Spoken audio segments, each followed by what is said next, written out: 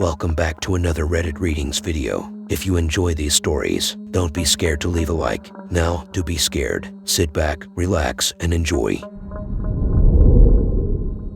I've been waking up as a new person every day. It hasn't bothered me much until today. So, this all started technically about a month ago. Well, it's been like 30-something days to me, but sometimes days are skipped. I didn't notice the first couple of times, but then I fell asleep on a Monday and woke up on a Monday. Sorry, I know it's a bit confusing. Believe me, I know. The point is it wasn't always like this. The last day I had as myself didn't even seem that special. I just got home after my classes, went to the gym, then picked up my nephew from their school. It was the normal routine. My brother and his wife were home late and asked if I could drop my nephew off. That wasn't part of the normal routine, but it wasn't unusual. I picked up some Tallboy's Pabst and Truly's like usual on my way home from the gas station, said hi to my mom when I got back, then messed around on the computer then Xbox while I drank. I texted some friends after a while, having weird conversations that I'd usually feel embarrassed about in the morning. Well, the embarrassment never really came since I woke up in a stranger's apartment. At first, I was really disoriented. I don't know if it made it better or worse that I wasn't hungover at all. Looking at the open closet next to the bed, I saw suits and ties. This came as a shock, as I was pretty sure that I was straight, and I didn't even think that I drank enough to black out the previous night. Out of embarrassment or confusion, I instinctively rubbed my face with both hands, staring at my eyes. That's when I felt the unfamiliar features and beard. I hope you never have to experience it, but the sensation of rubbing your face when it's not your face is downright bizarre. I think the beard made me realize quicker that something was up. But still, anyway, I fell out of bed and crawled towards a mirror. A 30-something-year-old man crawled back at me. This made me reel back and crawl up against the wall. After the initial shock subsided, the rest of the day went by with me holed up in the apartment, ignoring his phone calls and watching TV, mostly the cooking and reality channels, waiting for myself to wake up. I started feeling tired. I realized that maybe falling asleep could wake me up, so I burrito-ed myself in a blanket and fell asleep on the couch. The next day I was a girl in her dorm. After doing a couple of the things that I always imagined I would do in that scenario, I got out of the shower and started to face reality. I was stuck in whatever nightmare I found myself in. I considered diving out the window, but movies like Groundhog Day make that situation seem a lot easier than it would be. Maybe I just wasn't at the point where possible death seemed like a good escape. The days since the first two have been kind of a blur. I think I've learned some things from being in this situation. For one, it's hard to guess phone passwords. The days usually start with me locking whoever I am out of their phone. Also, when dealing with families, usually acting out of it and saying I'm just tired gets me through the morning. Sometimes the husband or wife will get a little mad at me, but the kids don't really notice. Being a kid again can be weird, but it's easier to take naps as them. And yeah, people really don't believe most of what I say, much less that I'm not their kid. Believe me, it's better that I don't try explaining anything. I tried telling the situation to my guy's girlfriend once, and we got in a relationship-ending fight. Apparently, the guy was untrustworthy and uncaring lately, and she saw it as a weird Hail Mary to not talk about it. I even told her my original name and she just said she was done with me, him, and left. I felt bad after that one. I could have just broken up a couple. I know, I probably should try to convince other people better.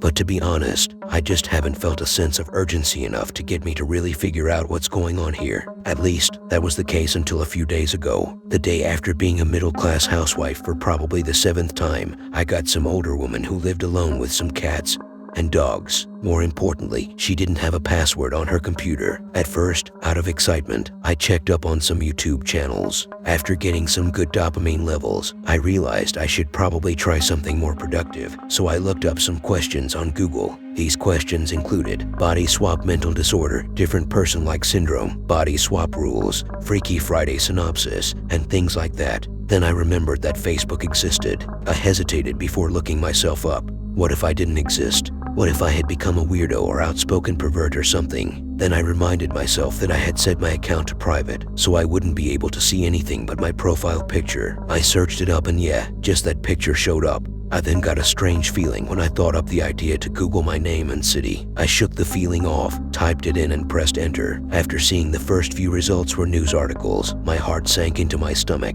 University of Nebraska student found dead at 22. Student found dead at parents' home. Interview with S family. Any updates? And other titles that failed to get past my state of shock filled the screen. It took me about 10 minutes to click on one of them. There were minimal details, just some of my family's names and some interviews. Like my brother, Ethan my nephew, and Jackson my dad. My mom refused to comment, clearly devastated. I couldn't read much of that one. The consensus was that there were no updates from the police, no known persons of interest, no cause of death disclosed. People speculated an accident or a suicide or even a murder, as the police hadn't released details in over a month. College students don't usually die of natural causes, so I guess I can't blame them for speculating. I was tempted to check any of my family's Facebook pages, but I just couldn't. I know, it probably sounds stupid, not doing everything I can to learn more, but I don't want to see how they're doing. I'm not afraid that they didn't care. I'm afraid because I know they did. I don't want to see any of that. I stopped checking the articles after a while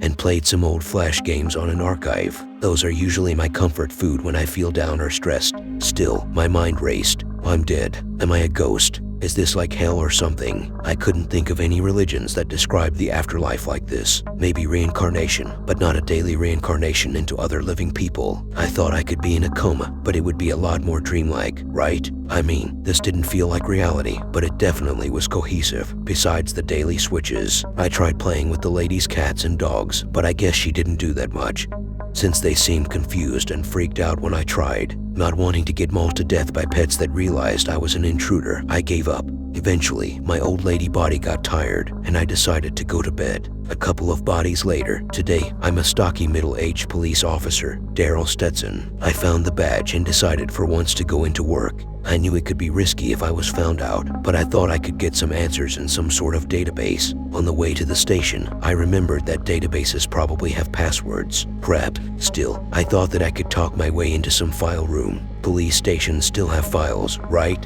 It turns out I didn't need to do that. A morning meeting was called after I got in, finding the homicide department. The lady next to me asked where my usual morning coffee was, and I smoothly said, "It's on my desk," hoping to later find the coffee machine and my desk.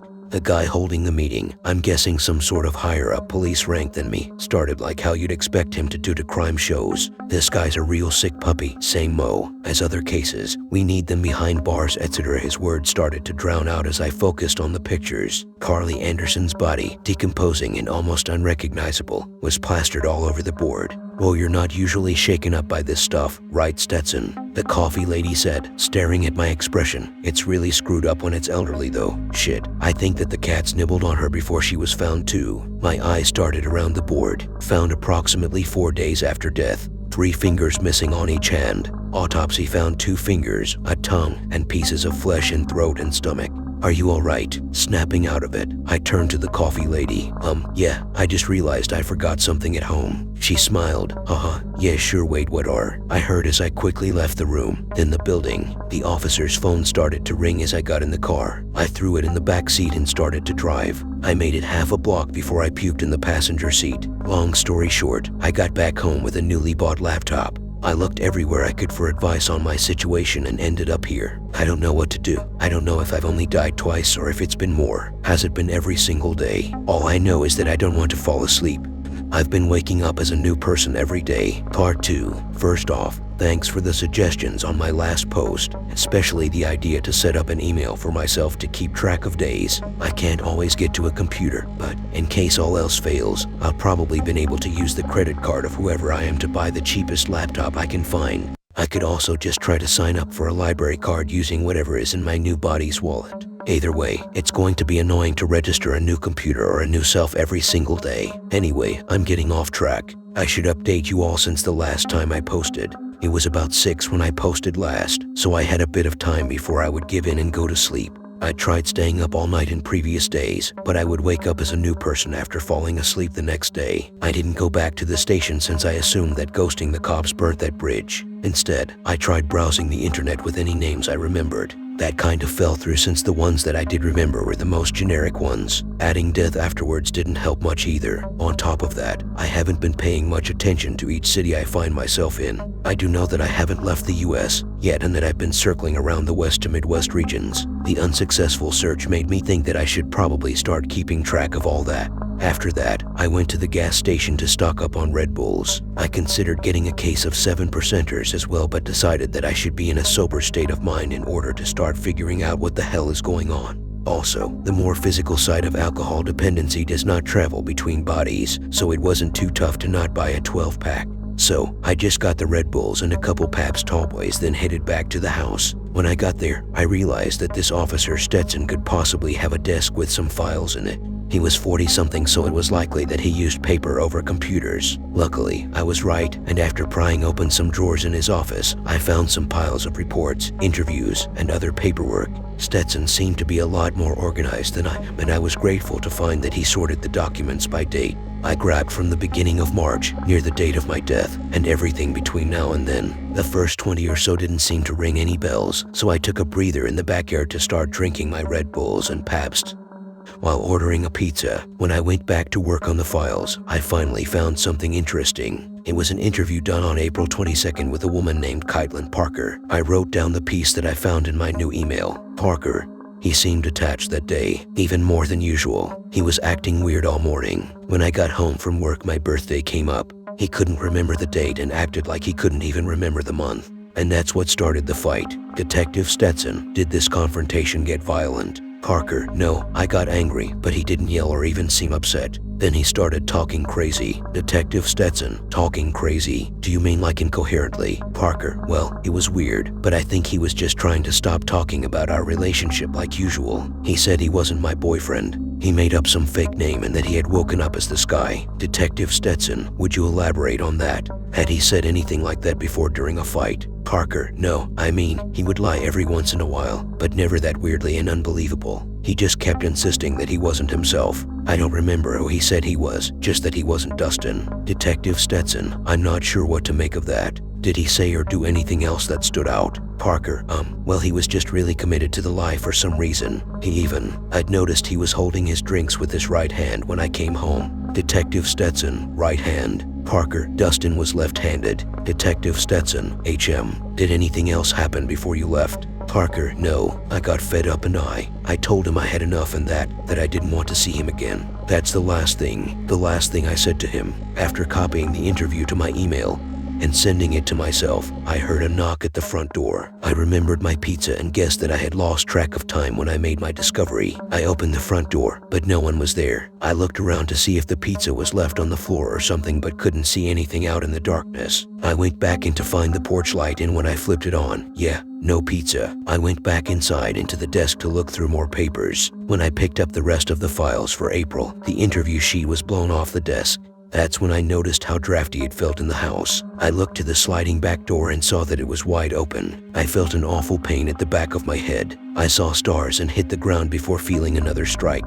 I woke up as a woman in one of those memory foam beds on June 1st. I instinctively grabbed the back of my head as soon as I opened my eyes, but found an unbroken skull. The pain was gone, though the memory of how it felt remained. It took about 5 minutes of shuddering and trying to forget the sensation before I could think properly again, wondering what had happened to me last night. Nothing like that had happened before, and I definitely prefer going to sleep between body swaps over whatever that was. I looked around the room to see if there was a husband or anyone in there with me, but the unmade sheets on the other side of the bed told me they were gone. Still shuddering, I got out of bed and started looking for my new body's purse. I found it hanging next to the front door. After locking myself out of her phone and computer, I got the keys out of the purse and drove to a Walmart to get a new laptop. I also picked up a bottle of Barefoot to get the memory of my head trauma out of my head. A good thing about waking up as a woman is that I usually get a lower tolerance, so at least there was that. I registered the laptop and started typing up an email to myself. Laura Turner, age 34,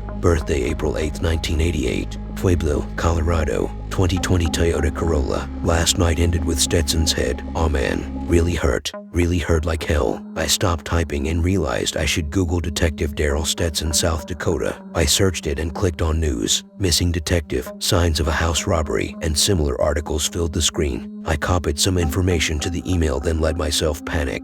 It's every single day, isn't it? It's going to happen again. What do? I stared straight ahead, realizing that it's likely that I have died over 30 times. I sat with that thought for a while. I've been sons, fathers, mothers, daughters, husbands, wives. I've been leaving holes in the lives of the families. I snapped out of it and decided that I needed to work harder to stop this. I was thinking of how to keep myself awake as long as possible when the memory of the pain from the previous night came back. It was happening during sleep, but I was awake that time. I did not want that to happen again. That line of thinking is what gave me the idea that I wish I had thought through more. I figured that if it happens during sleep usually, I could pretend to go to sleep and see what happens. Maybe I could catch whatever was coming for me off guard and put an end to this. It was about 1 p.m. by that time, so an after lunch nap at 2 seemed like a promising idea. I logged off the laptop after sending the email to myself and went to the kitchen to throw together a turkey sandwich. After eating, I looked through the drawers and found a knife. I slipped it under the pillow next to mine in the bedroom. I also took a shower curtain rod from the bathroom and stood it up against the closed door. I turned off the light, got into bed and waited. For what felt like an hour, I laid there with only my thoughts. I tried to avoid thinking about the previous night and all the people I had been. That left me with little else. I thought about my original life. I could hardly remember what my body had felt like. Funnily enough, at this point, the easiest things to remember are times of pain. I remembered what the day I broke my arm in 6th grade felt like. I also remembered the feelings of falling off my bike or the time I came back from Texas with horrible sunburn. That made me think of my mom bringing me wet towels to lay on myself as I groaned on the balcony. I shook that line of thinking away. I'm not sure if remembering who I was is the best idea. It might be selfish, but that was even worse than thinking of all the other families I left behind. I'm going to have to weigh the pros and cons of keeping my previous life in my head. Anyway, as I was thinking through all that, I heard a door creaking. I slowly reached under the pillow, waiting to hear the curtain rod fall on the ground. My plan was to rush the door as soon as that happened. I felt around under the pillow, looking for the knife. I reached further under and touched something. Confused, I stroked the object. That's when I realized I was stroking someone's hand. I looked up and saw the outline of a figure throwing itself over me, and I felt the knife go through the middle of my chest. I gasped as I experienced that pain 4 more times in rapid succession. My head fell back into the side. The last thing I saw was that the closet door was open. I woke up clutching my chest and gasping for air. That really freaked out the girl lying next to me in bed. I just said sorry nightmare as I grabbed my clothes, dashed for the bathroom, and got into the shower. One good shower cry later, I left the dorm room with the keys and wallet I found in the guy's pockets while she stared wide-eyed at me. Today I'm Brandon Sterling, 21, college student at the University of Texas at Austin. I spent the day pretty much in shock and then panicking and shuddering. I got someone at the library to log me into their account. I guess I'm going to sleep tonight. I'm not trying that again. Just, what do I do after that? I need some ideas, guys. I can't keep going on like this. I've been waking up as a new person every day. Part 3. It's interesting how quickly you can get sick of something that you once found tolerable. Be it a toxic relationship, pain from a life-altering injury, or eating sandwiches every day. Being completely over something can really sneak up on you. Despite the recently discovered disturbing context of my strange experience, the beginning of it really was okay. I got to walk a mile in other people's shoes, though most of the time I spent inhabiting these people's bodies was just me trying to make it through the day to move on to the next one. After finding out that I had been waking up as these people only for them to die that day, this experience has been a lot more sobering than surreal as I first found it. To be honest, maybe I would have been okay with it, knowing what I know now. I would like to say that it was the sadness of so many lives lost that got to me, but that would be a lie. Instead, the last few days of actually being conscious while dying has me in the most desperate state I have been to leave the situation I found myself in. Last time I posted, I was a student attending the University of Texas at Austin. I don't want to talk much about that night. Once again, I want to lie and say that I acted noble, but there wouldn't be much of a point, and it wouldn't make me feel any better. Instead, I panicked. I sat there freaking out in the library until it was closing time and they kicked me out.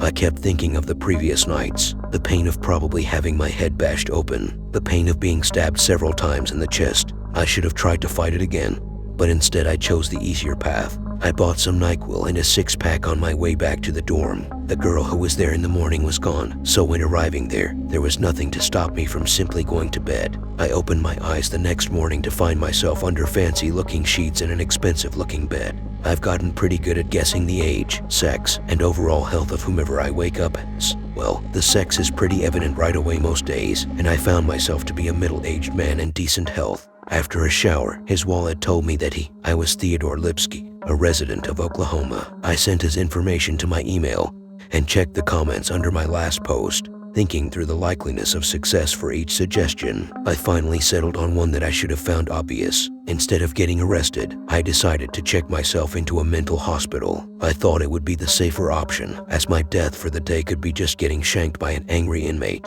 It would also be more likely that I would be sleeping alone, which would alleviate any guilt I would have for falling asleep to avoid any pain. I rehearsed my story on the drive to the hospital. At first, I considered just telling them my situation and having them admit me for having paranoid delusions, but I could end up too coherent to be considered an emergency case. Despite a lack of knowledge on mental health and psychology, I landed on just describing flashing lights and noises that weren't there, acting super distressed about all of it. Arriving there, my performance worked like a charm. After some paperwork on their part and waiting on mine, I arrived in a room to be placed under observation. Being careful to not let up on the ruse, I switched to a catatonic-like state in order to relax. I felt a small tinge of guilt for getting my new body into the custody of a mental hospital, but it subsided when the excitement of success rushed over me. For once, I would either leave someone's body with them being alive, or I would continue on, able to wake up as the same person I was the previous night. While basking in the anticipation of being free from my fate, an orderly came into the room. He was a brunette male, maybe mid-20s, and he had a friendly but concerned smile as he asked if there was anything he could get me. When he mentioned a meal, I gave a grunt and twitched to affirm that I wanted to eat. I suppressed any indication that I was happy that I finally got to eat on top of my previous excitement as he walked to the door. As he pulled on the door handle, the lights went out. I didn't panic right away. Instead, I dumbly thought, oh, a power outage. I didn't know that could happen in a hospital. Then I heard the door slam open. I heard a couple grunts, some thumping sounds, and then nothing but gurgling. Then I heard someone take a step, then another toward me. As my eyes tried to adjust to the complete darkness, I realized that all my excitement had been in vain. I fell out of my chair and crawled away from the footsteps, hitting the wall on the other side of the room. I froze and listened for any more footsteps. For what felt like 5 minutes, I stayed there still as I could. Then, I heard the chair I was in be thrown aside and against the wall, followed by several quick footsteps getting louder. I hardly had time to raise my arms up before I felt it. This was the worst pain I have ever felt, even above the previous nights. I have always hated the feeling of anything touching my throat. I cannot sleep in a shirt, and from a young age, one of my biggest fears was retaining the sensation of feeling after death. I imagined being in a coffin, with my collar resting lightly against my neck, unable to readjust the fabric or rub my throat. This is all to say, the feeling of that spot being struck by something sharp was extremely unpleasant. I immediately tried to scream but couldn't. I reached for my throat, only to find a gap between the top of my chest and bottom of my neck. More pain spread as I grasped it, feeling the ripped flesh lightly fall on top of my hand. This time, I woke up in the middle of vomiting. I fell out of bed, grasping at my throat while wincing. I stayed there for a couple of minutes, crying and moaning. Later that day, I would discover that I was Madison Riley, a 20-year-old girl living with her parents who were thankfully at work already. This let me stay there for a while longer, as the moaning turned into screams of desperation and eventually anger. Before going through this whole ordeal and had my own body, I was a bit prone to anger. There would be days where I bumped my toes into tables and corners, dropped things, or bumped my head frequently. I would get fed up and think that the world itself was just trying to inflict pain on me for no reason. I remember how angry that thought would make me. That was nothing compared to the rage that I felt at the idea that I would painfully die each day that I tried to avoid simply going to sleep. It didn't, and still doesn't, seem fair that this is happening to me. That and the animalistic anger that type of pain brings mixed into the feeling that I was justified freaking out on the floor that morning. After getting some of the frustration out, I finally got off the floor and tried to get my head in the right space in order to figure out what to attempt next. Despite my admittedly less than okay state, I did feel a brief sensation of good fortune when I found that Madison had left her laptop open and plugged in. It looked like she was working on a paper for her biopsychology class, filled with words and pictures of chemical compounds that I had no clue how to read. That left me wishing that I were smarter in order to figure out how to break whatever curse this body swap thing was. I noticed she left several other tabs open. I avoided staring at any of the website titles too long, not wanting to know more about this girl who had likely lived her last day. I did find a Facebook tab open. However, I thought about looking up my family but shook the feeling off. On top of being afraid of any emotions that seeing them would bring, I rationalized that I might drag them into this if I sent a reply or accidentally liked a picture. I opened up another tab to check my previous posts here. That's when a name stuck out to me. Even though I had the previous hesitation of bringing my family into this, I justified a different line of thinking to this similar situation. Since her boyfriend was already more dead than me, contacting her could lead to some actual closure. With that, I clicked on the message button on Caitlin Parker's page. After doing so, I found that I really didn't know what to say. Hey, I was your boyfriend his last day alive. Remember how I acted like a psychopath? That might have been a hard sell. I kept writing and backspacing in the message box. Hello, you don't know me. And this will sound strange. No, that sounded a bit too much like spam right off the bat. I thought a bit harder and decided to check Madison's purse for her driver's license. After copying her information to my email, I did the proper searches and found that Illinois, Caitlin Parker's state, was a 19-hour drive from Santa Fe, where my current body was. Thinking that I was too far away to not get run off the road and bludgeoned or something, I decided against trying to track her down that day. Instead, I thought that I would probably be closer to her in my next body. Not learning more about Madison helped me out, since I accepted that I would not end this on that day. That decision came a lot easier than I would hope, and I typed my message, wanting to first lay the groundwork to get Caitlin to believe me. I pressed send on, Google my name, Madison Riley, and Santa Fe, followed by missing or death. I'm sorry about Dustin, swallowing the feeling of guilt. Then I started preparing for another suggestion I found on my previous post. I got a rudimentary knowledge of Twitch and made an account, saving the details to my email. After remembering the last time that I attempted a trap, I searched the closet and rooms around mine for any intruders. Luckily, I didn't find anyone. Unluckily, I saw a picture of Madison's parents in the hall. I imagined them finding the blood or her body in bed.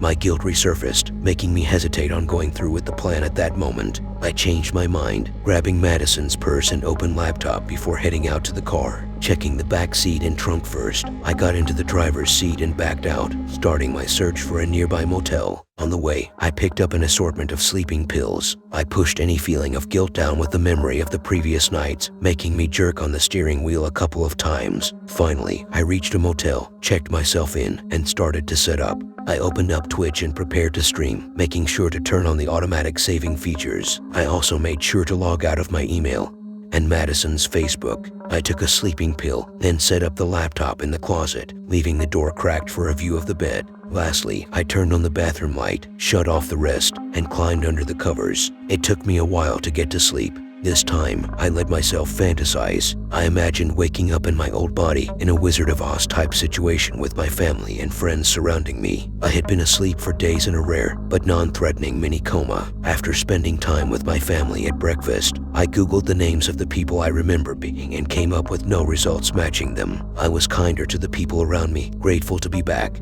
and worked hard to better myself in any way I could. I drifted off to sleep, feeling body being shaken awake. I opened my eyes again, still feeling extremely tired. I opened my eyes. Two more eyes stared back at me behind holes in what looked like a morph suit mask. They were wide open, looking at my face in what seemed like surprise at first. I noticed it looked more like they were studying my confused expression, as if trying to find something important. A hand belonging to the same body that the eyes did was clamped over my mouth. I remembered my predicament and jerked my hands to find the figure was pinning my arms down with their knees. I tried kicking with my legs to find them bound down to the legs of the bed. I looked back at the eyes still studying me intensely. Another hand wrapped around my throat slowly, squeezing harder and harder. I tried to shake the figure off of me, failing to move an inch. As their grip tightened around my neck, I finally stopped trying. I looked into those eyes, and rage bubbled up inside of me. I was asleep, you piece of shit, rang through my head. At last, everything went black. I regained consciousness, jolting awake, starting another day grasping at my throat. The feeling went away quicker from my mind than the previous days, as I remembered about the stream. I tried to jump out of bed, immediately feeling my age. Upon noticing the strain and sharp pains in my legs as well as my body shape, I could tell that I was an elderly woman this time. Still, as quick as I could, I made my way out of the room, a lot slower than I would have liked. A great thing about the elderly is that they normally leave their computer password within inches of the computer screen, and this lady was no exception. I found a sticky note next to the keyboard with what seemed like a grandchild's name and birthday. Sweet. I logged into Twitch and found the stream, posted 4 days before then. Shivering with anticipation, I started the video. I fast-forwarded through me setting up the position of the laptop and then me falling asleep. After that, I started to skim every 5 minutes. Finally, 3 hours into the video, I saw someone pinning Madison to the bed. What was strange that it was near the end of the stream, but I guessed that it must have shut off automatically. I rewinded through the footage, starting a couple seconds before the figure's feet came into view. I heard slow footsteps coming nearer to the mic. One boot, then another stepped in front of the camera. After that, I heard breathing, light gasps, then I saw a bag drop beside them, blocking the view of the bed. They reached into the bag, pulling out a mask, then what sounded like them cutting the fabric came through the speakers. They moved slowly, almost deliberately throughout the video. After putting on the mask, they moved the bag a little bit forward until I could see Madison sleeping again. Then they took out a cord and leisurely tied her feet to the legs of the bed. Then the figure crawled over the bed and started to shake me awake. You already know what happened next. After they were done, they got up, picked up the bag, and walked past the closet door. Next, the door opened slightly, and I saw the laptop camera rise and move through the room, focusing on Madison's face for a second. Then it rested on the side of the bed, facing away from the body. A chair from the table in the motel room was pushed into view. The figure sat down, though I could only see their black hoodie and jeans in the video. Then, I heard a long deep sigh. The sigh turned into a deep but childish chuckle, making my blood boil once more. Finally, they spoke, as slowly as they moved. So weird. I thought something was happening, but nothing like what this is. I saw your recording, and you were angry. Anger is not what I'm used to when I'm, don't you? Confused, I kept watching. I admit, I'm not sure what is happening. I'll find out though, next time. They pushed the laptop screen back so that their face was visible. The last thing I saw was their wide eyes scrunched from the bottom, and the video cut off. I've been waking up as a new person every day. Part 4. I don't know why I'm still writing. It's nice to know others are listening, I guess, and it's also nice to get some suggestions. But I don't know anymore. Each day feels a little more distant. It's a feeling like I'm getting further away from something that's important. It might be the pain of dying every night, or perhaps people just weren't meant to have multiple bodies. It's probably a mix of everything that's going on. I guess all that doesn't matter. I just need to get out of whatever this is. I don't know what will happen when or if I do, but it can't be any worse than this. I think I could have gotten out of it if I was just a bit smarter, took more advice, tried harder. Anyway, let's just get this over with. Right, so I stopped the update last time when I was an old lady, watching a video of my old body being murdered. I remember the anger of staring at the masked asshole who had just taunted me after choking me to death. Really, he wanted to find out next time. I've been desperately trying to figure this all out, and now his curiosity is piqued. That pissed me off so much that it made my old lady heart race until it hurt. I attempted to calm down and rewinded the video, looking for any clue to tell me who he was. He was obviously a guy. The voice was really deep. That being said, it was definitely a voice he was putting on. No one goes through life sounding like that while ordering food or sitting down at Thanksgiving dinner. I tried to extrapolate his height compared to me. Madison was about 55, and he was clearly taller than her, but didn't dwarf her. I decided on about 60. I stopped for a second. Madison, now this old lady. Real big guy, killing people weaker than him. Sure, I was still scared of possibly having to die again at this point, but I kept getting angrier. All that rage at the universe, my situation, and it seemed that I had this guy to thank. I wondered if he had killed me every single time. 40-something people. I had accepted that these people had all very likely died, but all killed by one person. That definitely gave me more motivation to stop him. Remembering I was an old lady, fear took back over. I shouted for help to see if anyone else was home. Great, no one. I looked around the computer, then up and down the walls. Finally, I found what I was looking for. Like most elderly people, there was a list of phone numbers with her family and caretakers. I wondered which number could come faster while picking up the phone. While thinking hard about it, I finally realized that I wasn't the smartest person. With that figured out, I dialed 911. Wichita 911. What's the location of your emergency? I remembered that I didn't know who I was yet and started looking around the room for a purse or anything to identify myself. Sorry, I don't know where I am. That's okay, ma'am. What is your name? I started to panic. I don't know that either. Okay, is there a problem? Okay, that I did know. Yes, there is a problem and I need help. I fell. Please send help. I moaned to sell it. All right, we are determining your location from your numb. The phone fell silent. Hello, I asked. I didn't hear a tone or anything to tell me that they hung up. Hey, are you there? No answer. I looked at the phone to see a blank screen. Throwing the phone down, I looked at the time on the computer in a panic to see it was still 8 a.m. No, it's still too early. Why? I thought as I heard a thump on the other side of the house. Slow footsteps grew louder and louder as I sat at the computer frozen. I snapped out of it and quickly yanked the cord of the computer out from the wall. I rummaged through the old lady's drawers until I found a pair of scissors. I had grasped them in my hands when the footsteps stopped. I turned towards the door and saw the man in the same mask and outfit that he wore in the video. He raised his hand and gave a small wave. I threw the scissors, which in turn pathetically bounced off of his chest.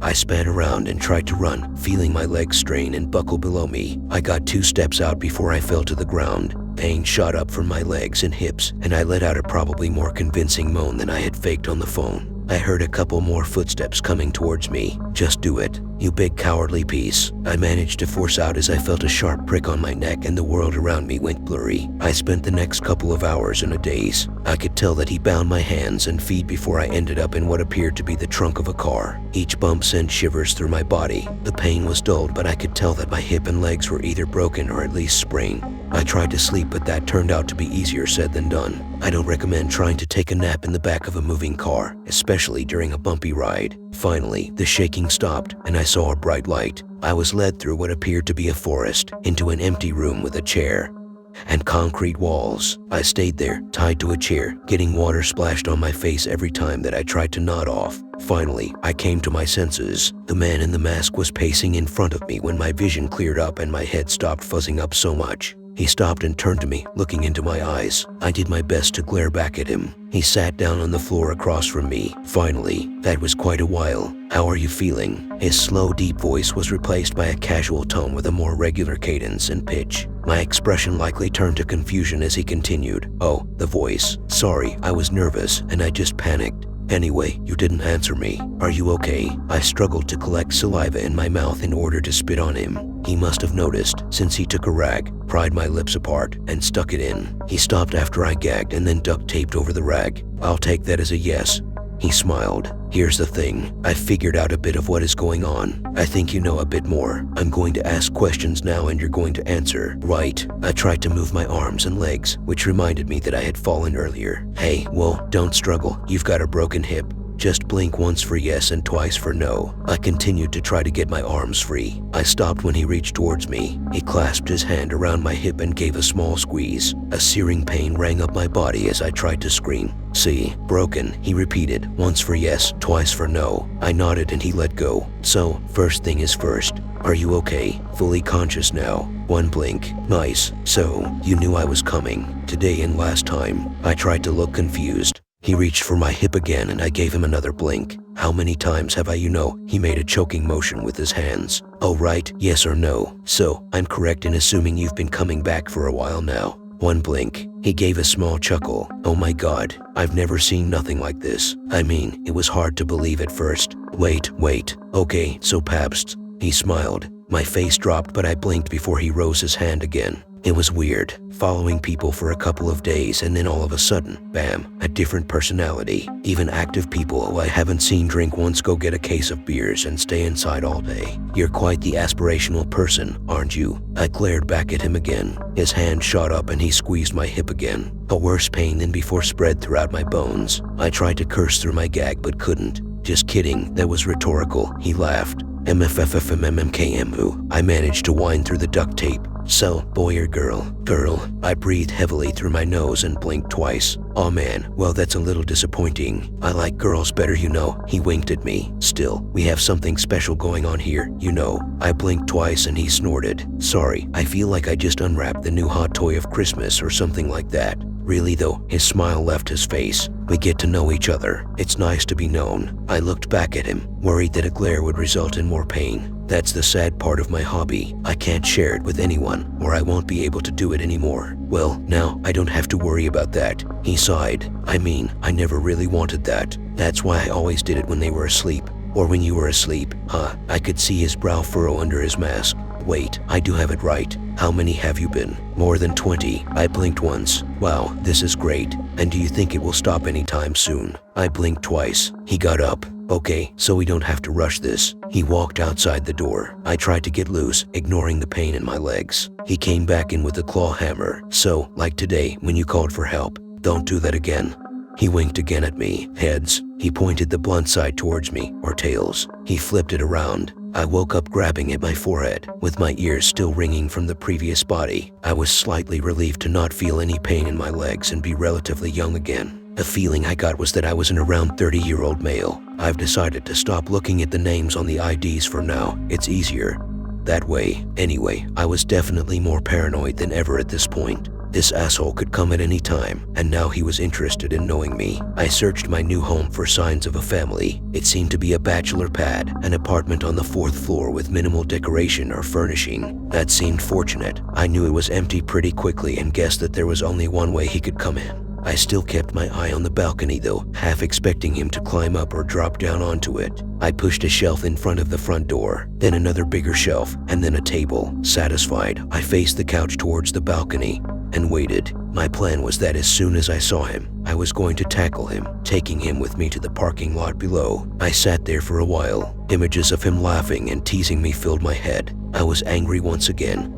But then I remembered all the pain. I tried to think back to when I felt an emotion other than fear, anger, or just simply the weight in between them. I felt hope whenever I found something that might help me, but that was even worse than fear or anger. At least the fear and anger were real, genuine. The hope turned out to all be false. I didn't let myself feel hope at my plan of taking him off the building with me. It was like trying to dodge a bullet aimed right at you. Yeah, you'll try, but do you expect to succeed? That's when I smelled the smoke. I looked over to the door to see smoke rolling under it before it caught on fire, with the shelves and table bursting into flame shortly after. I scanned the walls for a fire extinguisher, remembering seeing one in the closet. I grabbed it, read the instructions in a panic, then attempted to put the fire out. The white stuff came out for about a second before it sputtered. It was empty. I looked around trying to find something that could carry enough water to splash on the fire. The room got hotter and hotter. I went outside to the balcony and leaned over the railing, climbing over it. I slowly lowered myself down, trying to reach the apartment below me. I made it past the railing and held onto the concrete floor. I looked down and attempted to swing my legs so that when I dropped, I would fall onto the balcony. I swung and let go.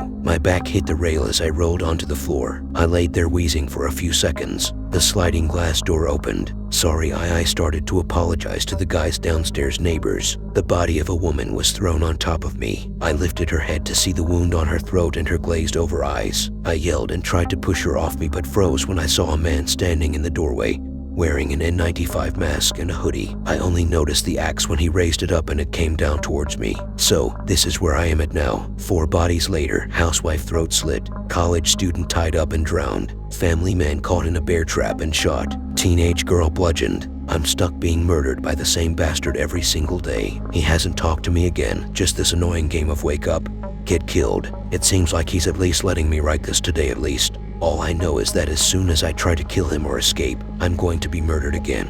Honestly, I want to know how he knows who she wakes up as. Does he know each person personally? And how is he able to travel so quickly from one state to another before she woke up as the new person? Like, is he controlling who she wakes up as each time? And was her original body his first victim? Anyways, that's enough questions. My wife is perfect. I'm just greedy. At the sight of the lady with soft brown hair, haunting images of my 9-year-old self lying in a puddle of blood clawed their way to the forefront of my mind. I could practically feel the hideous warmth slide along my back as I recalled the way that the red trail slowly spread itself across the kitchen floor like an ink stain. Back in the present, painful tingles raced along my left thigh as the lady eased herself onto the bench alongside me. Before us sat a huge pond filled with ducks, geese, and a few swans. That's some heat today, huh? She asked. I pried my bacon sandwich apart to check for maggots. It's unbelievable. She grabbed a handful of breadcrumbs from her shoulder bag and tossed them onto the ground.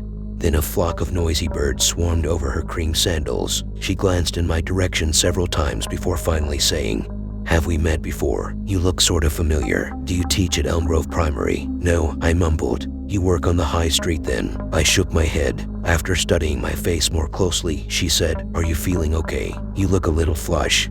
Just tired is all. What's your name? Michael, I answered, then immediately kicked myself. Wasn't there a rule about revealing your identity in these situations? Pleased to meet you, Michael. I'm Mary. Our little handshake left me staring blankly at my own palm. After tossing some more crumbs out, she brushed stray morsels off her lap, stood, said goodbye, and finally started along the path toward the rear exit of the park.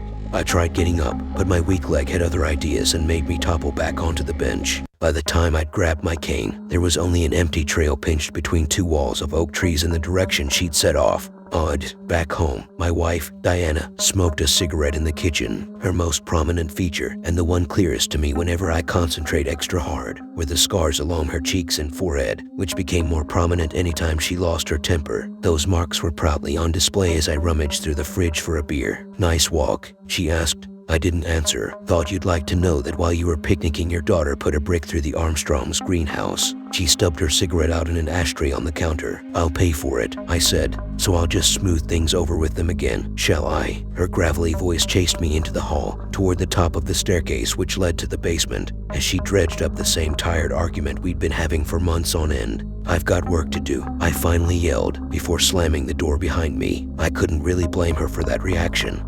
There's only so many times you can stomach the neighbors screaming directly in your face and questioning your parenting abilities. Down in my little office, a cheap monitor displayed the floor plans of a 3-story house, the same kind I hope to live in one day. Open-plan kitchen, glass-fronted bedrooms, the works. All afternoon my eyes strayed toward the bookshelf on my right-hand side, and by nightfall, I'd barely made any progress on the designs. I went upstairs and heated a casserole, which I ate alone. Exactly 1 week later, just as I finished my tea, a familiar voice from behind said, "Why hello again, Michael." It almost caused me to do a cartoon spit take. Clearly, my food poison-induced hallucination theory missed the mark. "The seat taken?" she asked, already circling the bench. I nodded for her to join me. She tossed a handful of breadcrumbs onto the ground, which an army of pigeons quickly seized upon. "So how's you?" I studied her. Those features all looked so real, right down to the freckle on her left ear and the calluses along her fingertips. "I'm good," I said. "Work is a little stressful." "What do you do?" "I'm an architect." "Oh, fantastic." We sat in silence until, with a little snark, she said, "What, who, me?" "Oh, I'm fine, thanks for asking." I forced an awkward and said, "Sorry, how are you?" "I'm grand. Just finished work and thought I'd take advantage of the sunshine." "What do you do?" I asked, like I didn't already know the answer. "I'm a seamstress, so tell me about yourself. You got a family, kids?" My wedding ring felt suddenly tight just then. "A wife and daughter." "What's your daughter's name?" "Jane. She'll be 9 in May." "Oh, same age as my son, little Mike. Maybe they go to school together." "I don't think so," I answered sharply. She shot me a confused glance before saying, "It's a wonderful age." Huh? A slideshow of the endless parent-teacher interviews about my daughter's attitude problems flashed before my eyes. Definitely, Mike's going through a superhero phase right now. Everything's Batman, Batman, Batman. I'm taking him to that new film tonight. The park and everything in it suddenly dimmed. I clutched the side of the bench, my left thigh throbbing painfully. "Michael," Mary said, alarmed. "Are you okay?" I took several deep, desperate inhales. "I'm fine. Just getting over a nasty virus is all." She placed a soft, reassuring hand against my forehead. For a moment, nothing in this world could have hurt me. A new image flashed before my eyes, me in bed with chickenpox, a thermometer poking from the corner of my mouth. Nearby, Mom sang as she sewed and rocked back and forth in her chair. Every so often, she reached over to brush away the sweaty hairs plastered against my forehead. Mary sat back, her eyes slowly scanning me from head to toe. "Are you sure we haven't met before?" I shook myself alert. "No, and I'm fine." Honestly, my eyes stayed fixed on the light rippling across the surface of the pond. Batman. Why did that strike me as so important? After a few minutes of friendly chatter, Mary got up and started along the path. "Well, nice seeing you again. Batman, Batman, Batman." I snatched my cane and pushed myself up. "Wait." She spun toward me. "What's today's date?" "The 23rd of." She cocked her head to the side. "I've been working so hard I lost track." "June." That meant we were on the same day of the same month. "And the year?" I asked, so embarrassed blood rushed to my face. "Michael, are you sure?" I threw up a hand and forced an awkward laugh. "Just kidding." I could work it out from what she'd already told me. After a cursory glance, she wandered in the direction of the rear exit and then vanished as if engulfed by a heat haze out in the desert. A police car sat parked in my front driveway. After sleepwalking through the inevitable conversation with two officers, I repeatedly promised my daughter would receive punishment for the crank calls she'd made. Then I rushed into my office and scanned the bookshelf. On the second row sat a little brown diary with 9798 scribbled along the spine. I flicked it open at a page titled June 23, 1997. Time to scratch the surface of some childhood memories. I just got back from seeing Batman and Robin, and it's probably the second best movie ever next to Terminator 2. I wish Arnold Schwarzenegger was my dad. He had this ice gun that froze people. I wish I had one. I'd use it to freeze Mrs. Silverstone. Isn't it weird how some teachers are out to get you? This one time I really needed to pee, but she wouldn't let me go because I hadn't finished my history exam. I thought about going all over her desk for fun. I suppose I shouldn't write things like that. If Mom finds out, she'll get mad. Anyway, there's no point having a grudge since Mrs. Silverstone is old and will probably die soon. Mom and I had a small popcorn at the cinema. I asked her favorite part of the movie and she said George Clooney. That's the guy who plays Batman. I thought that was a dumb part of the movie to like more than an ice gun. I sank into my leather chair, past events crashing over me like a wave.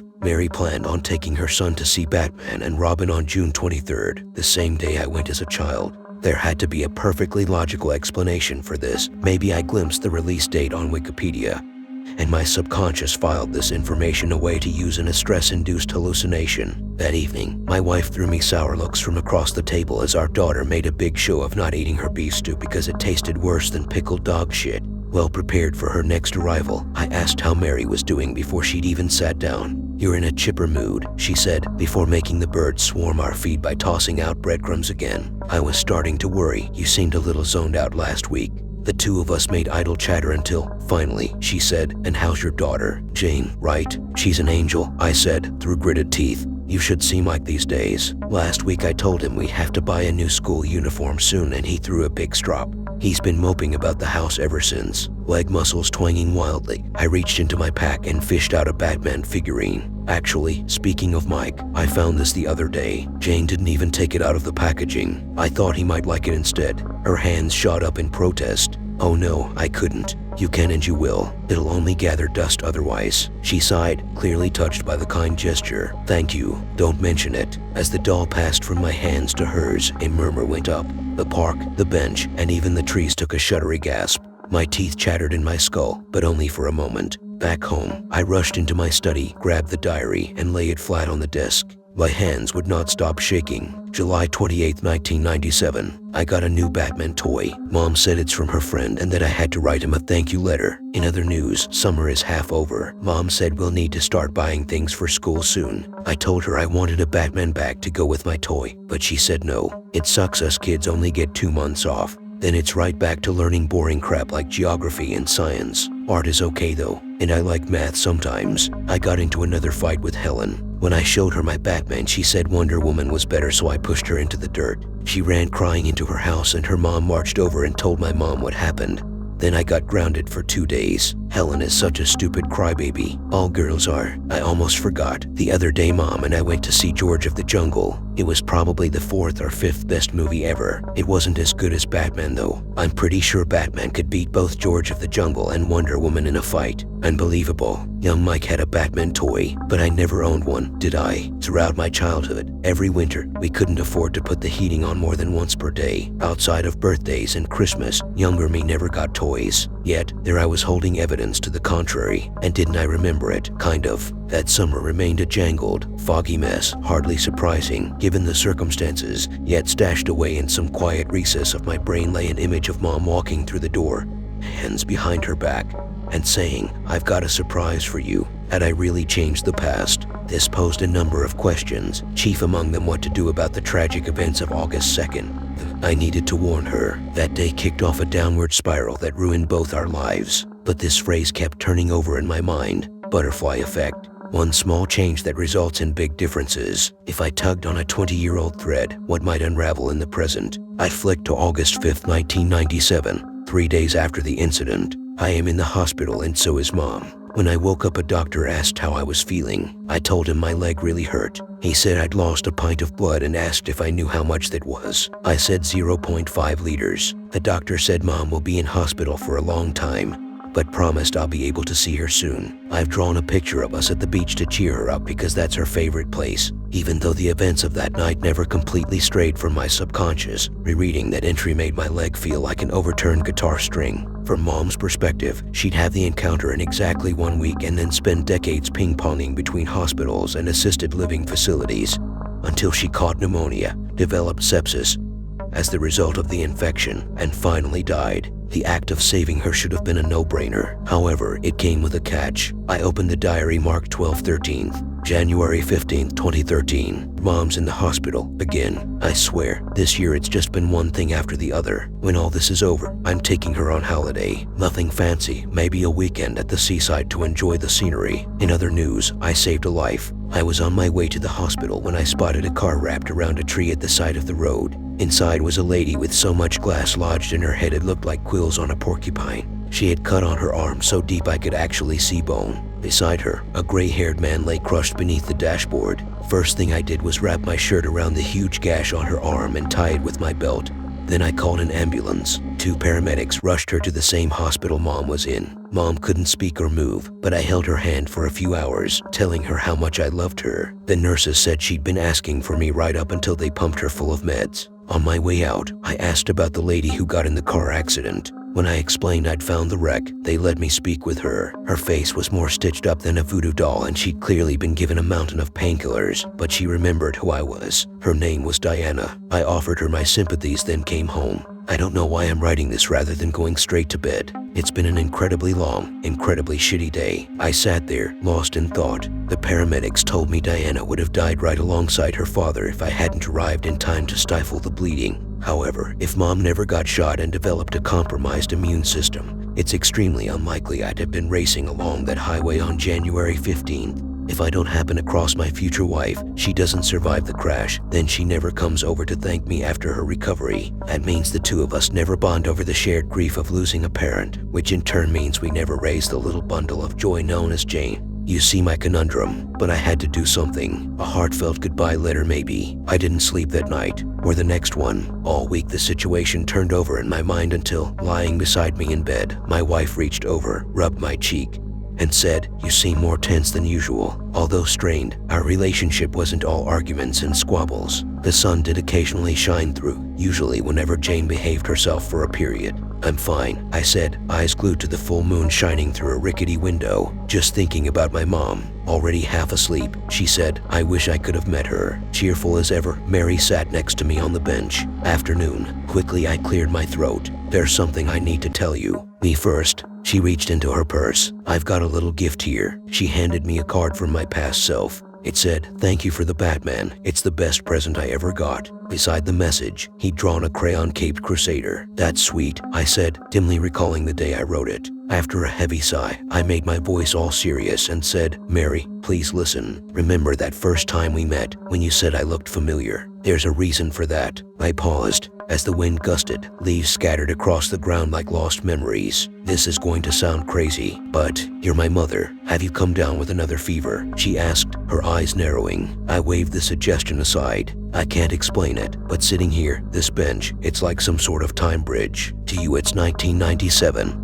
But for me it's 2022. When we part ways, I go back to my present, and you go back to yours." She got up to leave. "Nice chatting with you." My arm shot out to snatch her handbag, but she ripped it away then. Now on high alert, she made a desperate break for the path. Unable to catch up, I shouted, "Last week your son pushed Helen over and you grounded him for 2 days. You think he has a crush on her but is too stubborn to admit it." Mary paused mid-step, her back to me. "His favorite film is Terminator 2. His favorite subjects in school are art and math. Everything else, you have to nag him to even glance at his homework." Slowly, she faced me. She studied my eyes, my nose, my lips. Little by little, the realization spread across her face. Like, tears formed at the corner of my eyes as I nodded and said, "It's me." She took several slow steps forward while I held onto the bench, slightly hunched. Her right hand rose up and brushed my cheek gently. "Mike," she said again. Then, with a furious shake of her head, she backed away. No, left leg protesting. I fumbled after her, grasping waste bins and tree branches for support along the way, and with every step the world seemed to stretch out like an accordion into one long, endless corridor. Every sound, the birds, the wind, our footsteps, echoed toward a frequency only dogs can hear. Mary kept moving, seemingly unfazed by any of this. Was she even aware? Maybe the past appeared normal from her perspective. Every breath became a battle. It felt like trudging through a bowl of Mom's hearty beef stew. The universe didn't want me chasing her into the past. If I kept on like this, what might happen to me? As one gelatinous step followed another, I flashed back to that awful night. A burglar broke in through the kitchen window right as I wandered downstairs for a glass of water. Mom bolted in, alerted by my screams.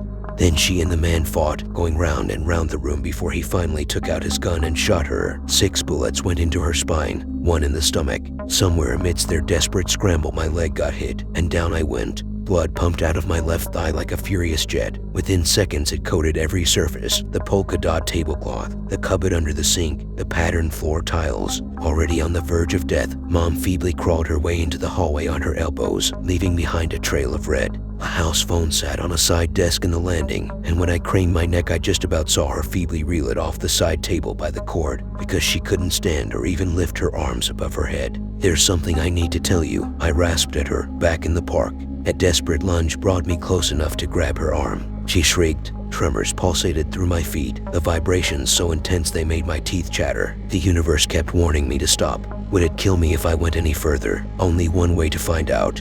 I fumbled through my pocket and pulled out a letter and stuffed it into her handbag. "Read this. It'll explain everything." A giant tremor rippled throughout the world as Mary snatched the bag away. The sudden jerking motion caused me to plunge face first into the dirt, and then I watched helplessly as she scrambled toward the rear gate, glancing back over her right shoulder every so often, eyes big and frightened, until that heat haze took her once again. As I crawled back toward the bench like a commando, that horrible sensory confusion evaporated. Quickly the park compressed back to normal. My lungs opened up. By some miracle, I'd survived. Given the circumstances, I could hardly blame Mom for her reaction. Unfortunately, I'd likely torpedoed any chance of her reading my letter. Hell, she'd probably suspect I laced the envelope with anthrax. Now I'd never get that goodbye. I returned home in a trance, only snapping alert when I walked up the driveway and saw the house I grew up in had magically acquired an extra story since I'd departed. Glass-fronted bedrooms now faced out onto the street. After double-checking the address, I hurried through the door, into the kitchen, and gasped at the sight of 2 strangers, a woman and a girl, at the side of a kitchen island.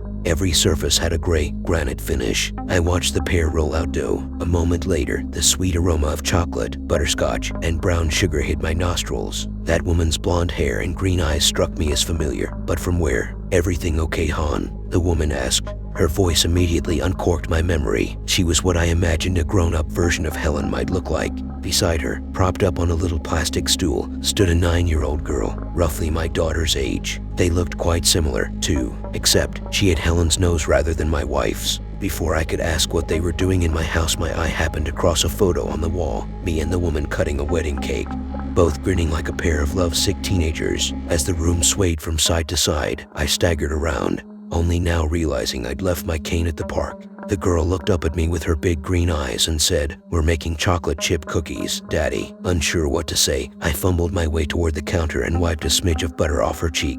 "Real. This was all real. Everything okay, Han?" Helen asked. She cleaned her hands using the front of her apron and then pressed one of them against my forehead. "You look a little flush. Just tired is all," I rasped. "Maybe you should lie down." In a minute, I practically flew downstairs. My office looked much tidier than when I left that morning. Architecture awards and framed articles about my latest projects decorated the walls, and a top-of-the-range iMac sat on the desk. I grabbed the diary marked 96/97 off the shelf. Now there was an entry marked August 2nd, 1997. Today was a good day. Mom said we were going on an adventure and took me to the beach. We built sandcastles, and when the tide came in, we went for fish and chips. We ate by the sea, and every time I threw a chip away, a whole flock of seagulls fought over it. Afterward, we checked into a hotel. Mom says it's important to treat yourself and have a little fun sometimes. I'm so tired I can barely keep my eyes open, so now I'm going to bed. I sat back, flabbergasted. I'd done it. I'd successfully changed the past.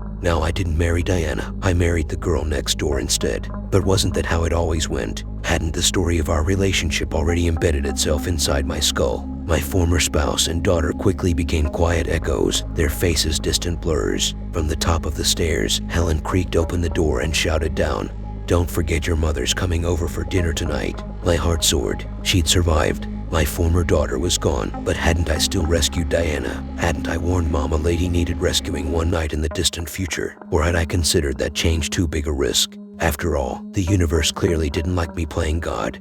Things were still deeply convoluted. Two sets of conflicting memories occupied headspace, but piece by piece, I felt the old ones dissolve. Fortunately, I had the diaries. My life story was just sitting there, itching to be read. They hide in the light. "Oliver, can you please turn off the lights downstairs?" I remember being a kid and hearing these words. I dreaded them. It was my job in the family to turn the lights off downstairs, to be the one that welcomes darkness into a familiar space, to have it chase me up the stairs. Darkness cannot chase, but that's what it felt like. I remember being relieved when I arrived at my room. I felt like I had won a race, one that you needed to win. I felt safe in my room, the constant reassurance of the lights telling my eyes that there is no danger nearby, the lack of shadows to hide in, the doors and walls keeping me safe. But I really shouldn't have felt safe at all. You wonder why you only see these monsters in the dark, why you only become aware of them in the dark.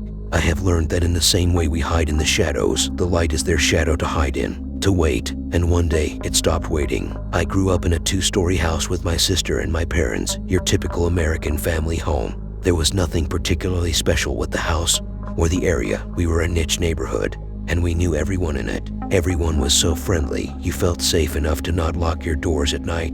Then things changed, subtly at first. In hindsight, these were warnings that I now try to tell you. It started with small noises, a constant scratching of my bedroom window I had told myself was just the nearby tree, the continuous, almost rhythmic creaks of the attic floor above, a random rattle of the closet doors. These noises felt far away and never really interfered with normal life. It continued for about 3 months before it started to become more than just noise. First, leaky faucets. The house now had a permanent stench of offness, then doors opening on their own, even locked ones. A blanket of sorrow seemed to engulf what once was my happy family, and for no apparent reason either. The sounds had also gotten closer. At this point, the creaks now originated from right beside my bed. The scratching on the window got louder, and one day I noticed visible scratch marks. They had come from the inside. My parents were not superstitious. They believed that everything had a logical and rational explanation. When I told them about all of this, they had disregarded it as my imagination. "Oliver, can you please turn off the lights downstairs?" This was the night that it stopped waiting, and I remember it vividly. That night, I headed towards the lights and braced myself to sprint before I flicked the switch. Ready, set, flick. I dashed up the stairs, straight to my room with the familiar relieved feeling of having won the race again. I settled in to relax on my bed, to read a comic or two before falling asleep. "Ollie, please, can you turn off the lights downstairs? You'll rack up a bill." "Mom, I just turned them off. Sophie probably went downstairs or something." "Ollie, Sophie's in our room. I know you're scared of the dark, but please don't lie to me. Now to your job, please." I reluctantly opened the door to my safe haven and headed toward the light switch downstairs again. I figured it was just an electricity issue. Ready, set, flick. I dashed up the stairs, but before I could close the door to my room, I heard a familiar click downstairs. The lights were on again, but so was the kitchen faucet. Dad,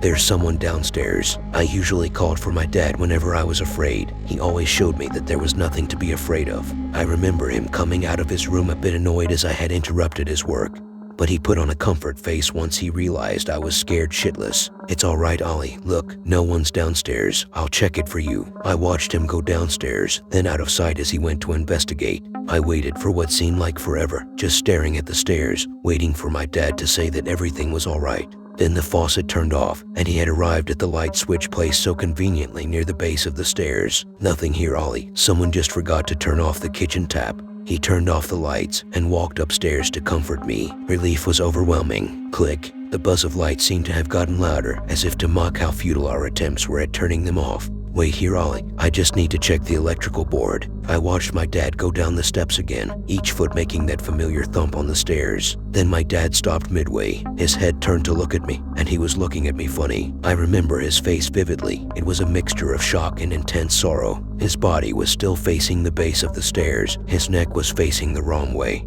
and just like that he was dead. The following thumps of his body falling are still etched into my mind. Ollie, is everything all right? My mother was once a bright and bubbly person. The moment she stepped out and saw my dad is when the light in her extinguished. Her screams were cut short by the lights downstairs. They had switched back off. This revealed the darkness that had done this to Dad. It was just vaguely humanoid, only a silhouette, and walking up the stairs. Their walk was almost in an awkward slow motion, as if it knew it'd get me eventually, and I somehow knew there was no escaping it. My mother had other plans. She snatched me into her room, hid Sophie and I in the bathtub, and called the police. My father's cause of death was officially labeled as a stairway accident. It was the most obvious answer. After all, 12,000 people die of stairway accidents a year. This was all 31 years ago, and I am now 45. My mother, my sister, they were both killed in a similar fashion. My mother's was a bathtub slip. My sister's was a bed fall. But I knew better. I have survived this long because I have learned that these creatures cannot hurt you in the dark. Similar to how you cannot see them in the light, they cannot see you in the dark.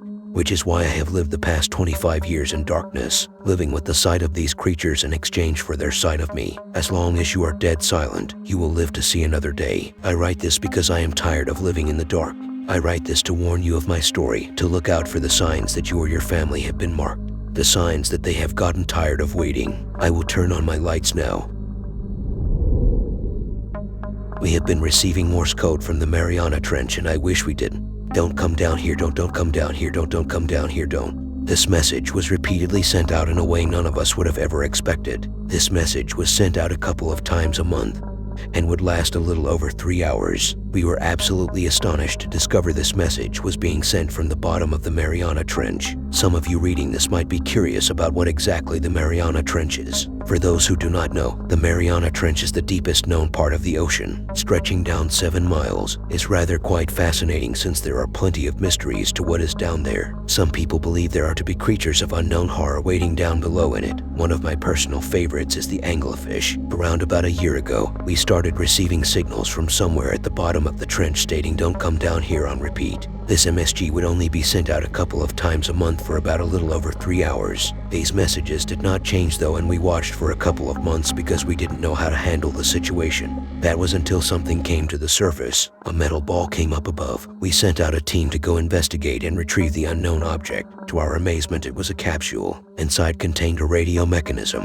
which we believed to be sending out the signal. This discovery was amazing to us. We had never been able to send anything down to the bottom of the trench. The material this ball was made out of was an absolute breakthrough to all of us. Its ability to withstand pressure was mind-blowing. It kept any object from inside from being affected. We ended up calling this EE. This wasn't the only one that we found that had reached the surface of the water. We had a team specialized in collecting EE. Our plan was to find a way to send something down there to maybe communicate to whoever was ever sending these messages, or at least provide us with video evidence of what's down there. Our thoughts were that if the messages were telling us to not go down there, we should send down some sort of machine that would be able to scan the area of the bottom of the trench, because if something was safe to go up, we assumed it would be safe to send back down. It took us a couple of months to actually make a machine that would be able to send us video from all the way down there, and to make sure there were ways to communicate back to anything if we found any signs of intelligent life, which shouldn't be a problem since we were being communicated to first. We loaded the machine onto a ship and everyone got ready to see what was down there. We waited for the time that the original balls rose to the surface before sending them down. We assumed there could be some problems since it was only happening a couple of times a month.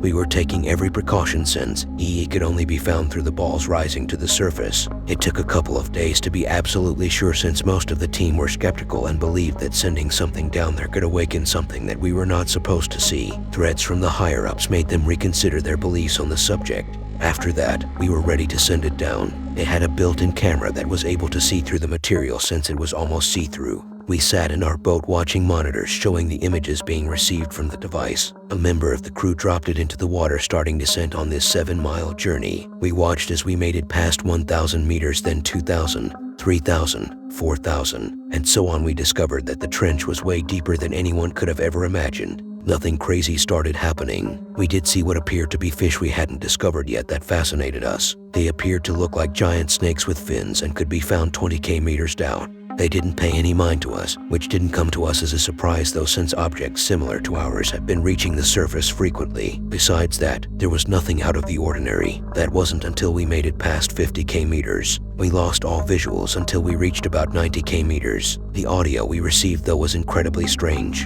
We could hear some type of unknown creature swimming all around the machine, and what could only be described as loud screeches and roars. When we did finally get back on our visuals, all we could see were massive creatures. They were too far out of view due to the limited distance we could see while we descended. Once we started seeing these creatures, a good chunk of the crew that was skeptical in the first place and didn't want to go down there were granted permission to leave. Who could actually blame them? We were above all of them like sitting ducks. We didn't know anything having to do with the nature of these creatures. We were only ever able to get a good look at some sort of eyeball that was blinking off in the distance. It was massive. We were fascinated and wanted to get a better look, but we were afraid if we went any closer to it, our mission would fail if it attacked the machine, making our time going down a waste of time. 95,000 meters, 100,000 meters. We reached 100k meters. We were amazed at how deep the trench actually was, way deeper than anyone could have ever expected. We were so excited until we all stopped and noticed a light.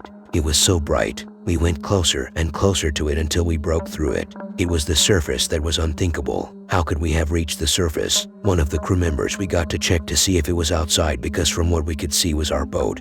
He quickly came back to let us know that nothing was there. We had already realized this because where he would have been able to see the machine, we would have been also able to see him. The machine began to shake and the visuals turned off. All we could hear were the sounds of some creature screeching, a sound of an alarm, and a voice. This voice came from what sounded to be some sort of speaker. You should have listened. There is nothing we can do to help you now. After that, we lost all connection with the machine, but just beforehand a mass signal came from it that we managed to receive. It stated, "We told you to not come down here. There is nothing we can do for you." They didn't know it was that deep. "We can't help you now." We had no idea what this message meant for us. We didn't know that the trench was that deep. Our group has been stationed farther away from the trench, but we have been receiving distorted audio of what sounds like screeching from deep within the trench. But the sound has been growing louder by the day. I wish we didn't receive those messages. I know nothing but that I'm afraid. My drive home was 3 hours too short. Now I'm worried this isn't my real home. It was a gloomy day and I had to make the 4-hour trip back to the province. I moved out of the city last year, where I was born and raised, to a province that, although new to me, seemed like a sensible option. It's quieter, less crowded, less stressful. I work remotely anyway, so all I need is a decent internet connection and I'll be fine. On my way to my car, tiny drips of rain had started, although not enough to need an umbrella. On the expressway, however, the rain had gotten much, much heavier. Despite my wipers giving it their all, the road ahead remained a smudged blur. The sky was a flat white gray, with tree silhouettes breaking through the monotony every few meters. Apparently, admiring a Monet painting is far more enjoyable than driving through one. It's 3 in the afternoon, but visibility is quickly dwindling. An hour into the drive, and I can vaguely make out silhouettes of cars. Underneath them were nothing but white clouds of rain spatters. I was getting nervous. I had drinks with my best friend the night before and my anxiety is shooting through the roof. This was expected. It has been a pattern I've observed following alcohol overconsumption. I still indulge in it every now and then since I don't see my friends as often as when I lived in the city, but I have to admit that this bitch of a rainstorm coupled with that fact is a terrible combination. I decided that as soon as I find the emergency parking, I'll pull over to the side, carefully, lest I skid out of control or get run over by oncoming traffic. Luckily, all cars have turned their lights on, and the usual speeds have slowed down from the usual 80 to 100 range. I finally made it to the side of the road, and right on time, too. The rains got heavier and heavier and heavier. I wondered how anyone could drive under these conditions, or whether anyone was driving at all. I can no longer see even the taillights through the white misty haze. I must have dozed off because the next thing I know, the rain had completely stopped and it was dark.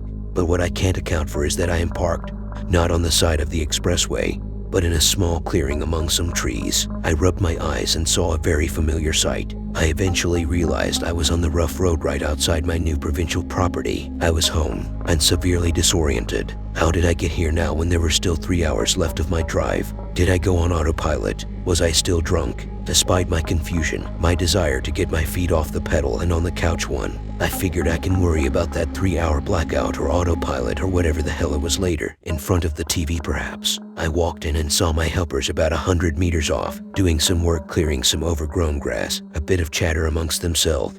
I thought it was odd for them to be working so late in the day. I carried on walking towards my cabin. I've planted plenty of tree seedlings all over, hoping to reforest the area, which is nicely situated by the foot of a small sleepy hill. I smelled the freshly cut grass and fresh breeze. It was a really good change of environment, especially for someone coming from the crowded, polluted city. My pleasant thoughts were interrupted by the sound of footsteps running towards my direction on the grass. I turned my head. Everything was the same, except that the group of helpers seemed about 10 meters closer to me than when I last looked.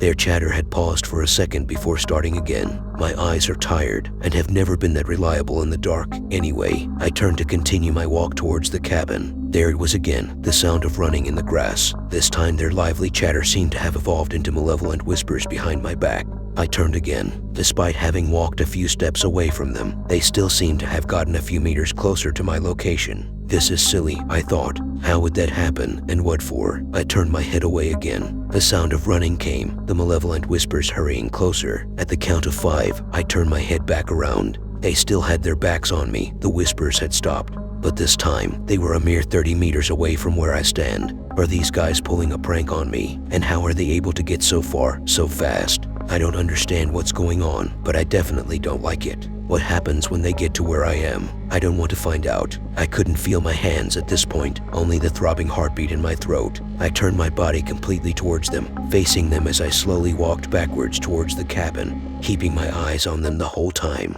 I made it to the foot of the stairs and groped my way up the building. I shut the door while still staring at them through the glass. They haven't come closer and they eventually started dispersing. Some went to the kitchen, east of my cabin, while the others went into their huts to rest. This brings us to where I am now. It's been several hours since I got here. It's 2 a.m. and I can't sleep. The night has gone darker, and the lights have gone out. Although I can't see out in the darkness surrounding my cabin, I hear their menacing whispers at the foot of the stairs. I don't want to close my eyes in fear of finding them hovering right above me when I wake up. I'm starting to get the feeling that although everything looks like my house, that I somehow made it to the wrong home. And it's been made apparent to me that I am not welcome here. I've double locked the door and made sure all windows are tightly shut. I have my back up against the wall, my eyes fixed on the door, metal baton in hand. My plan is to wait for daybreak. I'll take my car back to the expressway to redo the drive, and be sure to make the full 4-hour trip.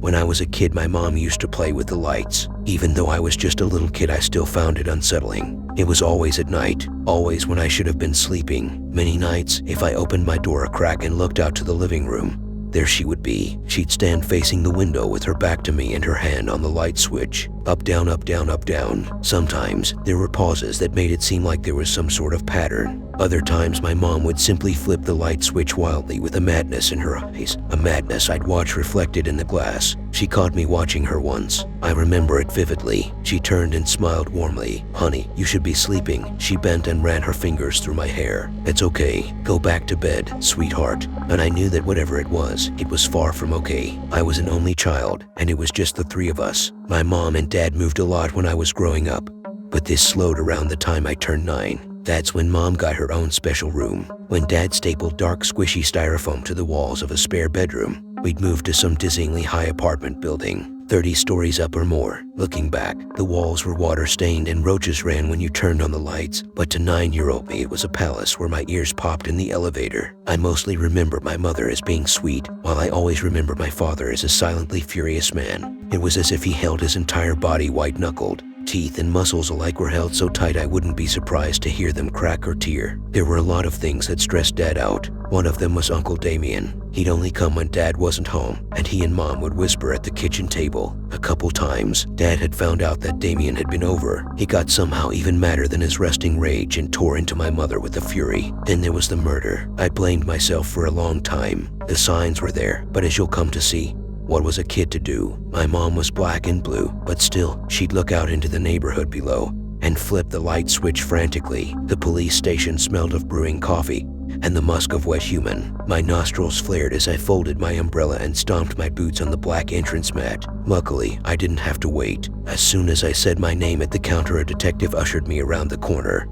and into a well-lit office. He shut the door and we both sat. "I've got it right here," he said as he pushed over a pink journal. There was a brass clasp where it looked like a little lock had been sawn away. Rachel McCann's diary. I reached towards the notebook but paused. May I? He nodded. Go to where it's dog-eared. That's where this all starts. I did as he said, and I read, March 24th, 2008. Someone in the Williams building is flashing their lights at night. I saw them flashing 3 nights ago and again tonight. I told Daddy, but he didn't see it. He missed it. He says it's probably just a kid like me messing around.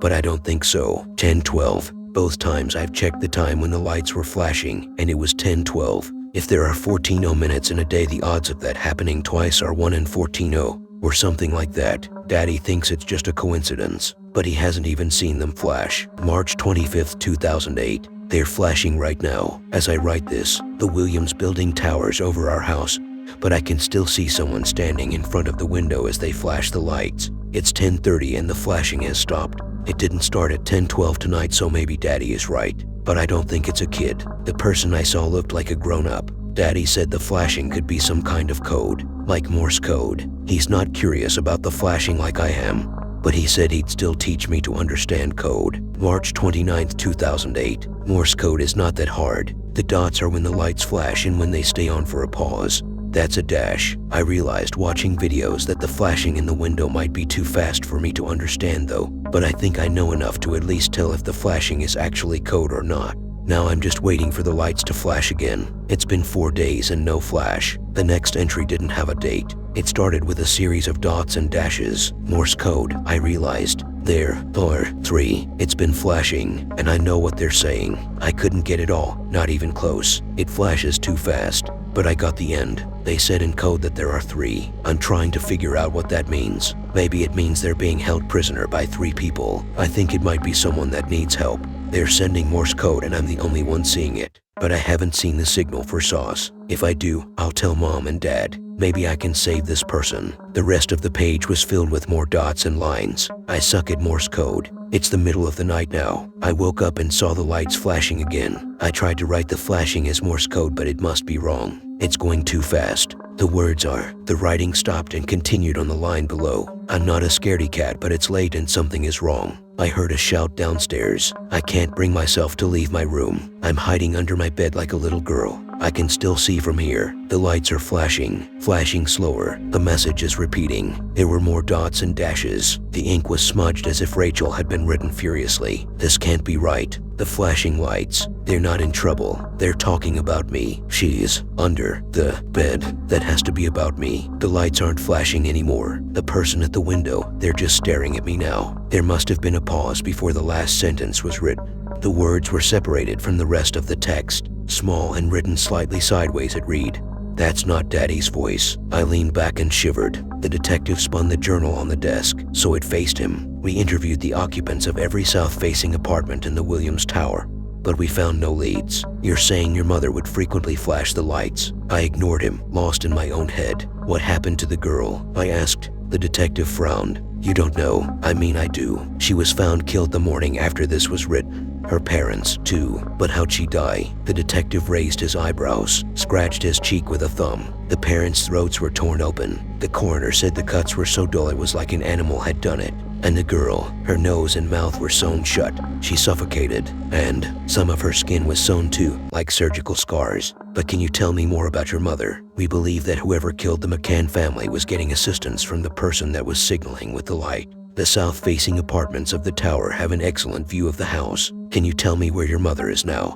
I never could remember Uncle Damien's face. My mom turned off the lights when he visited, but when I heard the detective say Rachel's skin was sewn, an image shuttled back into my mind. I saw Damien's mouth closed with a black slit of sewing thread. His clothes were made of an ugly beige leather, like skin, stitched together. He would do her bidding. My dad told me drunk one night when I was only a kid. That thing that comes and sees your mother when I'm away. It's not your uncle, it's a demon. I locked her away, and still, she uses the lights to talk with it now. Hello, the detective yelled. Anybody home? I shook with a start. Sorry, I stood abruptly, leaving. This is still a murder investigation. You have to tell me about your mother. You should know, detective. She's dead, I said and practically ran from the room. That night I stood in my kitchen and poured a drink with a shaking hand. A pen and a single sheet of college-ruled paper sat on the counter. I didn't know what to make of it all. In my early teens, the newlyweds down the block were found murdered, and my parents and I were moving across the country again. My father was screaming at my mother, asking her what she'd done. I remember my dad pulling into a gas station. His face was bleeding from where my mom scratched him. He reached across the tiny backseat, opened my door from the inside, and pushed me out.